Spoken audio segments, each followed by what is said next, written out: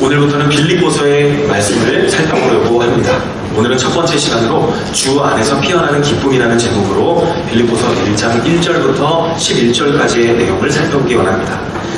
어떤 꽃집을 운영하시는 화원 주인이 작은 화분 하나를 돌보고 있었습니다. 그 화분은 이 화원 한쪽 구석에 놓여져 있었습니다. 창가에서 멀리 떨어져 있었기 때문에 햇빛이 잘 들어오지 않는 위치에 있었습니다.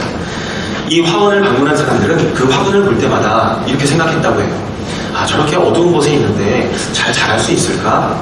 아마 오래 버티기 어렵지 않을까? 라고 생각을 했습니다. 그런데 어느 날 그 화분에 작은 꽃봉오리가 맺히기 시작했습니다. 그리고 며칠 뒤에 사람들이 예상했던 것과는 다르게 아름다운 꽃이 피기 시작했습니다. 사람들은 이 주인에게 햇빛도 잘 들지 않는 곳에서 어떻게 꽃이 필 수 있었는지 궁금하다면서 이야기를 했습니다.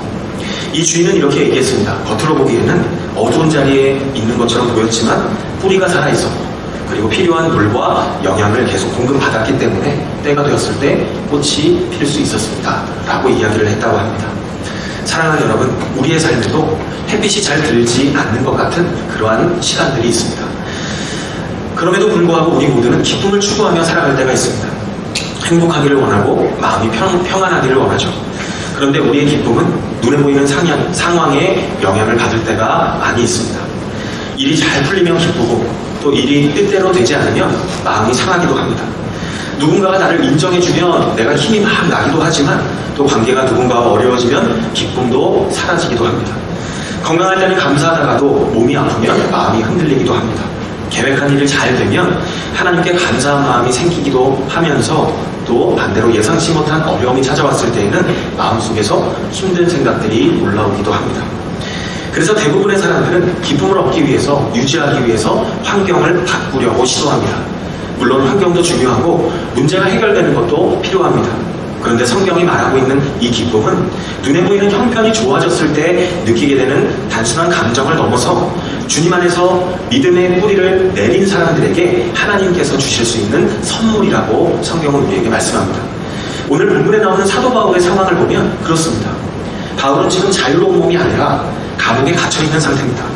복음을 전하다가 붙잡혀서 자신의 미래가 어떻게 될지 알 수 없는 상태에 있습니다. 그런데 바울은 빌립보 성도들에게 보낸 이 편지에서 빌립보 성도들을 생각할 때마다 하나님께 너무나 감사하다고, 그리고 빌립보 성도들을 위해 기도할 때마다 기쁜 마음으로 기도한다 라고 이야기하고 있습니다. 어떻게 이것이 가능할 수 있을까요? 감옥에 있는 바울의 마음에 감사와 기쁨이 피어날 수 있었던 이유는 무엇이었을까요? 오늘 본문을 통해서 살펴보기를 원합니다. 오늘 함께 나눌 내용은 이것입니다. 우리는 참된 기쁨을 어디에서 경험할 수 있을까요? 본문을 통해 세 가지로 살펴보기 원합니다. 첫 번째는 복음 안에서 우리가 함께 할 때 참된 기쁨을 경험할 수 있습니다. 오늘 본문인 빌립보서 1장 3절부터 5절까지의 본문의 내용을 보면 이 바울이 자신이 빌립보 성도들을 생각할 때마다 하나님께 감사하고 빌립보 교회를 위해서 기도할 때마다 기쁨으로 간구한다고 이야기합니다. 그 이유가 무엇입니까? 바울이 감옥 안에서도 이 성도님들을 생각할 때마다 기뻐하고 감사할 수 있었던 그 이유는 빌립보 교회의 공동체 지체들이 지금부터 첫날부터 지금까지 복음에 동참했기 때문이었다고 이야기합니다. 빌립보서 1장 3절부터 5절 이렇게 말씀하죠. 나는 여러분을 생각할 때마다 내 하나님께 감사를 드립니다. 또한 여러분 모두를 위해 항상 기도할 때마다 기쁨으로 간구합니다. 그 이유는 여러분이 첫날부터 지금까지 복음에 동참해 주었기 때문입니다. 여기서 동참이라고 하는 헬라어 단어를 보면 코이노니아라는 단어를 사용하고 있습니다. 우리는 이 단어를 흔히 교제, 펠로우십이라는 단어로 이해하고 있습니다. 그런데 바울이 사용하고 있는 이 단어의 의미를 보면 단순히 식사하거나 친하게 지내거나 좋은 시간을 함께 보내는 정도의 의미가 아니라 복음을 위해서 함께 참여하는 그러한 의미를 가진 단어입니다.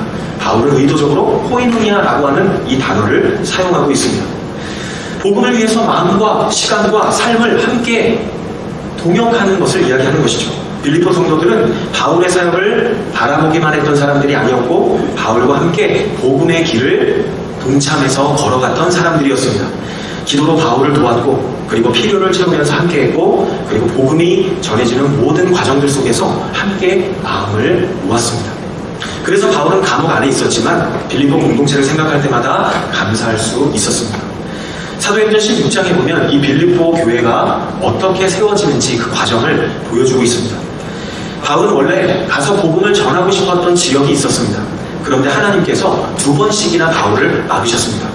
그런 상황에서 바울이 어느 날 환상을 보게 되는데 이 마게도니아라고 하는 지역에서 마게도니아 사람이 와서 우리들 좀 도와달라고 하는 환상을 보게 됩니다. 이 환상을 본 바울은 하나님의 인도하심을 따라서 마게도니아라고 하는 지역으로 오게 되었고 이 마게도니아 지역에 있는 중요한 도시 중 하나인 빌립보에 오게 되었습니다. 이 빌립보는 로마의 식민지였습니다. 로마의 문화와 로마의 질서, 규칙이 아주 강하게 뿌리내린 곳이었습니다. 바울에게는 그러면서도 참 낯선 도시이기도 했습니다.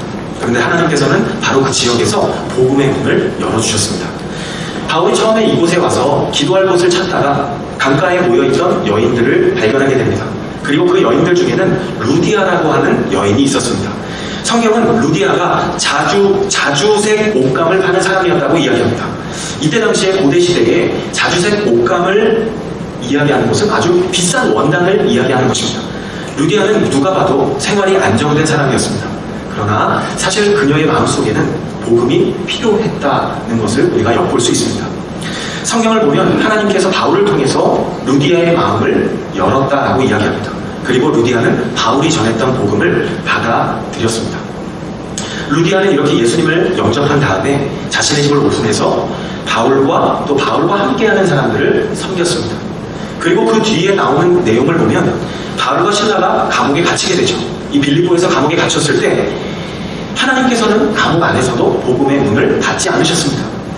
한밤중에 바울과 실라가 기도하면서 하나님을 찬양했을 때 어떠한 일이 일어납니까? 옥문이 열리고 감옥의 문이 열리고 그리고 그 감옥을 지키고 있었던 간수와 그 가족이 예수님을 믿는 사건들이 일어납니다. 빌립보 교회는 그렇게 시작이 된 교회입니다. 빌립보 공동체 안에는 루디아 같은 사람들이 있었는가 하면 또 감옥을 지켰던 이 간수와도 같은 사람들이 함께 모여서 신앙생활했던 공동체였습니다. 정말 서로 다른 배경과 서로 다른 삶의 이야기를 가졌던 사람들이 한 공동체 안에 모여있는 것이죠. 그런데 이 사람들이 예수 그리스도의 복음 안에서 하나가 된 것입니다. 교회는 어떤 곳입니까? 교회는 각자의 삶을 살아가던 사람들이 정말 따로따로의 삶을 살아가던 사람들이 예수님 안에서 서로를 향해서 마음을 열고 함께 복음 안에서 기도하고 함께 섬기고 함께 믿음의 길을 걸어가는 공동체, 그러한 공동체가 바로 교회입니다.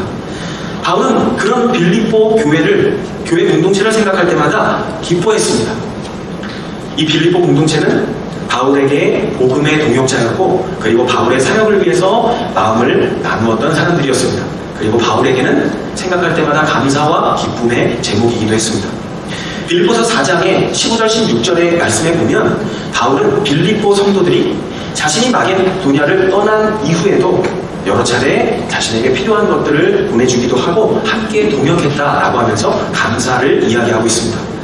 바울에게 있어서 빌립보 공동체는 단순히 자신을 통해 세워진 교회 가운데 하나가 아니라 정말 진정으로 복음의 길을 함께 걸어갔던 동역자들이었습니다. 사랑하는 여러분, 참된 기쁨은 혼자서 믿음 생활하는 가운데 얻어질 수 있는 것이 아니라 복음 안에서 우리가 함께 걸어갈 때 경험할 수 있는 것임을 본문은 우리에게 말씀하고 있습니다. 우리는 당연히 하나님과 개인적으로 만나야 되죠.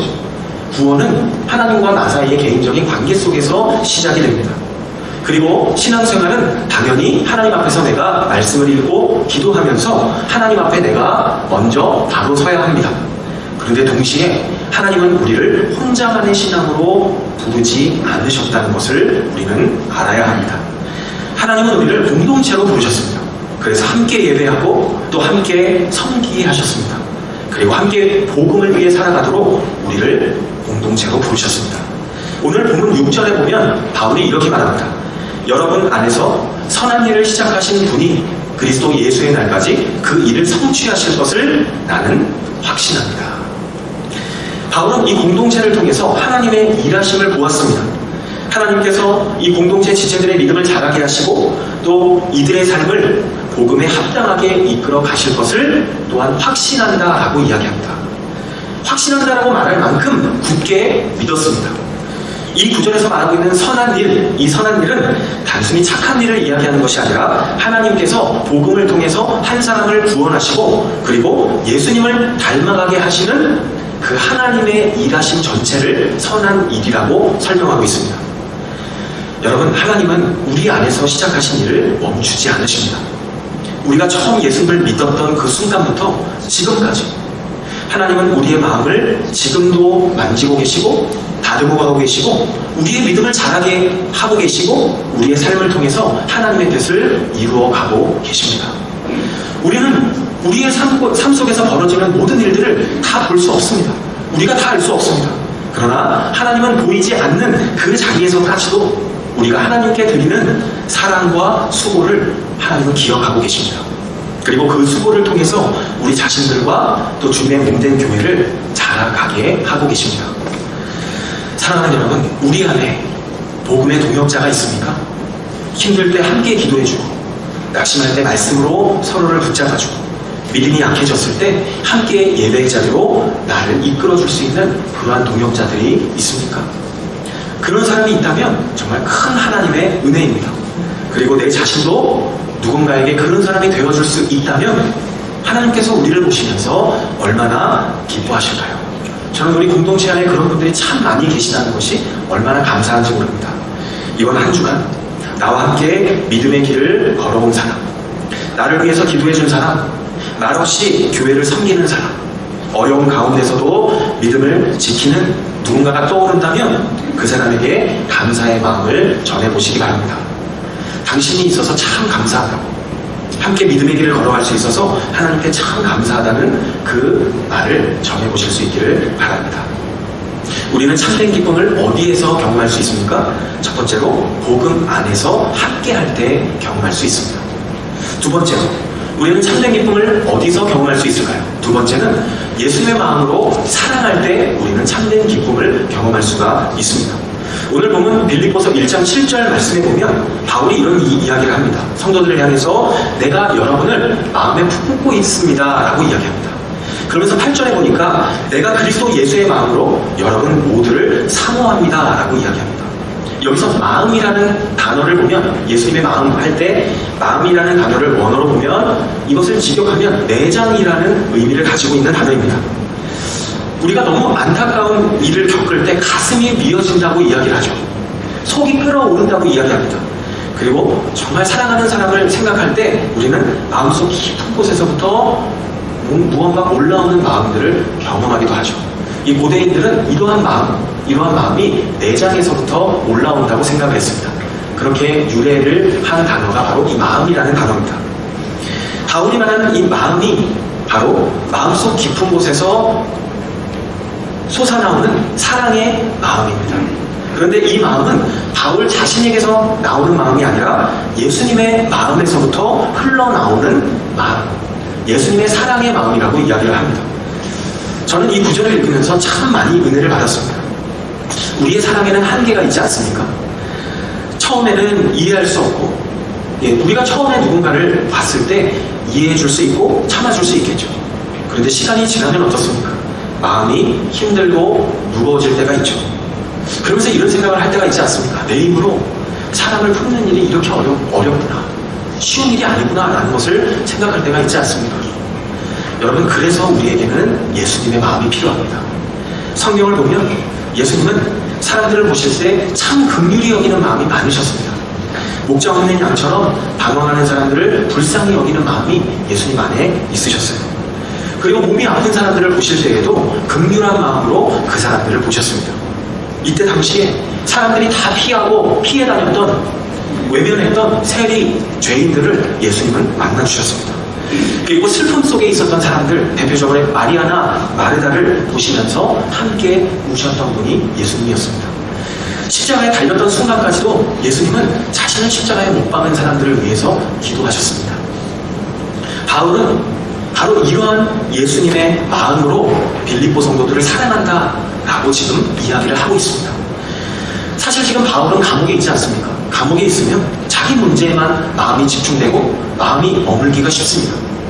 그런데 바울이요, 비록 감옥에 갇혀 있었지만 예수님의 마음을 가지고 있었기 때문에 바울은 다른 사람들을 향한 마음을 표현할 수가 있었습니다.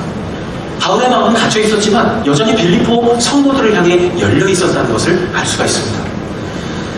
무엇보다 예수님의 마음을 잘 보여주는 장면을 꼽으라고 한다면 예수님과 베드로가 다시 만나는 장면을 빼놓을 수 없겠죠. 베드로는 예수님을 누구보다 사랑했던 사람이었습니다.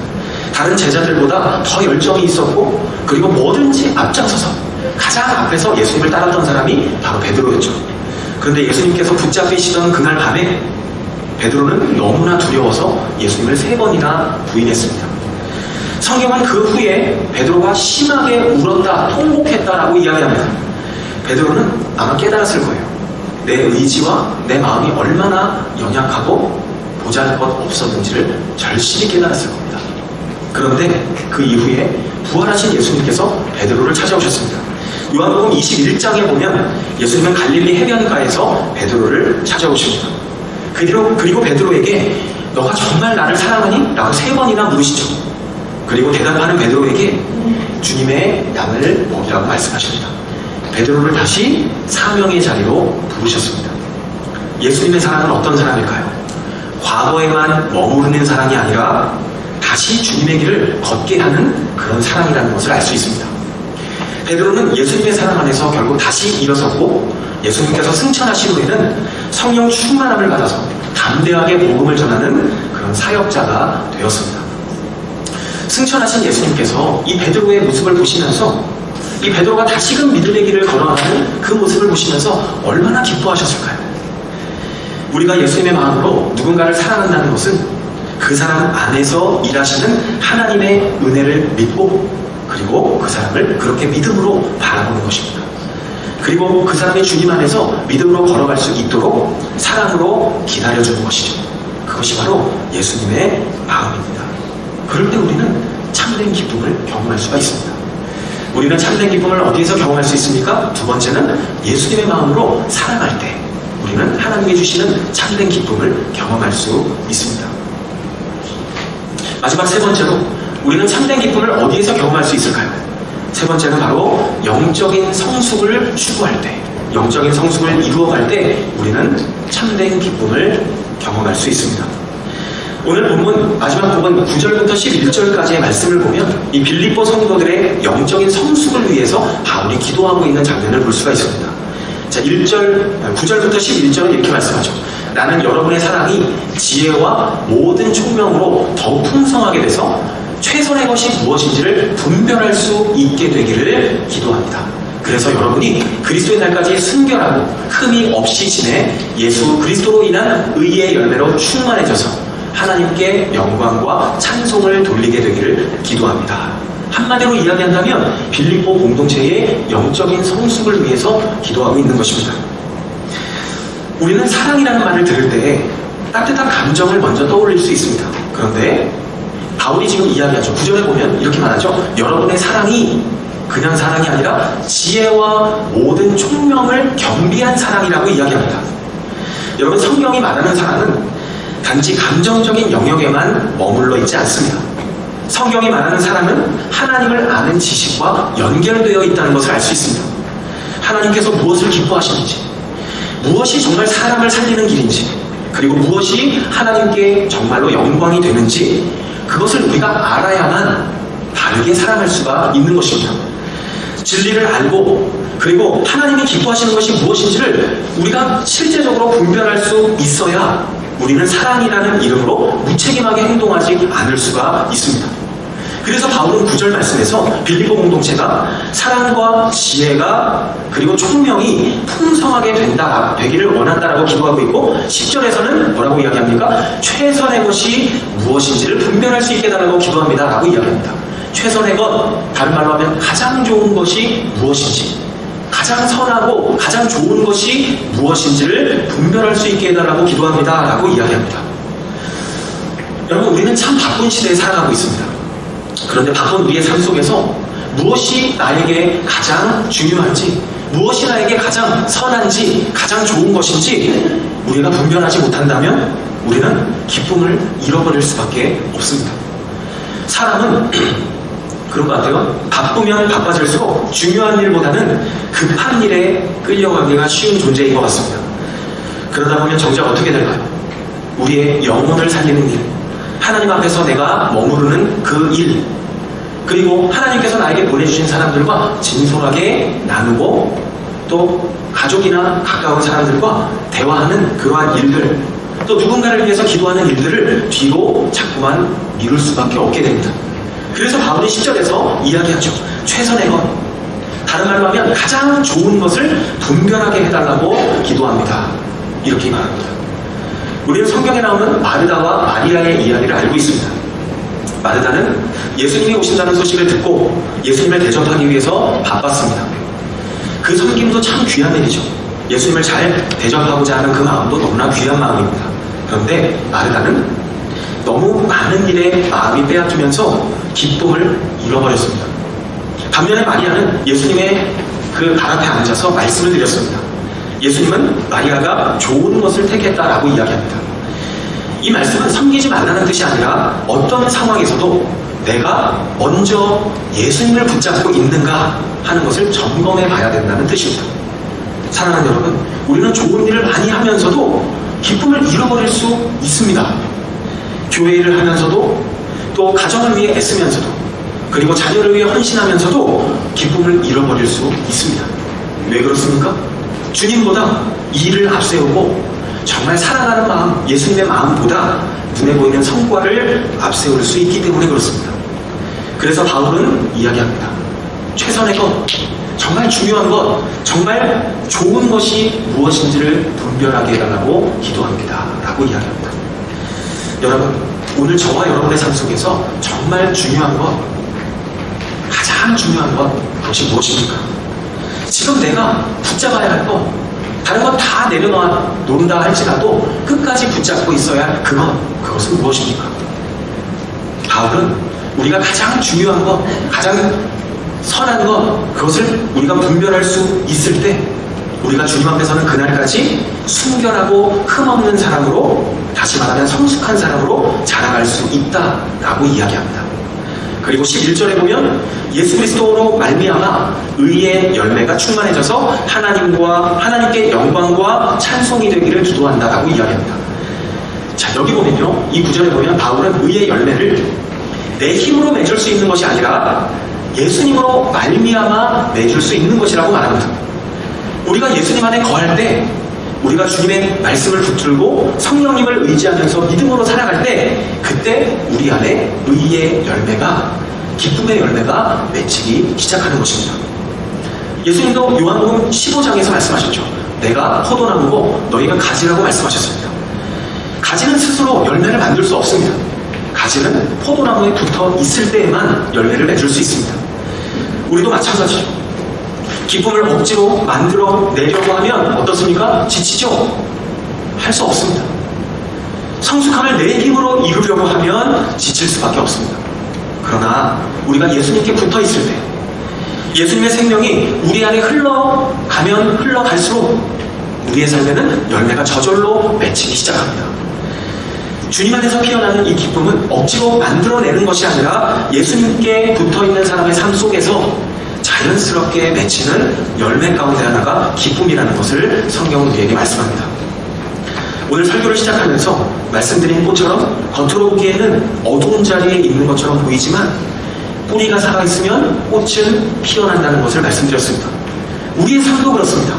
우리의 삶이 예수 그리스도 안에 온전히 뿌리 내려서 뿌리 받고 있다면 우리는 하나님께서 공급해 주시는 은혜를 때마다 시마다 공급받을 수 있고, 그리고 하나님이 주시는 기쁨을 때때로 경험하며 살아갈 수가 있게 됩니다. 사도 바울은 감옥에 있었지만 오히려 감옥 안에서 바울은 복음을 더 확신 있게 전할 수 있었고 믿음의 공동체를 더 깊이 사랑할 수 있었습니다. 그리고 오늘 우리가 읽고 있는 이 하나님의 마음이 담겨있는 빌립보서를 기록할 수 있었습니다. 감옥 안에서 다 가능했던 것이죠. 여러분, 어떤 상황에서도 가장 중요한 것을 분별할 수 있게 해달라고 기도하는 저와 우리 모두가 되실 수 있기를 간절히 소망합니다.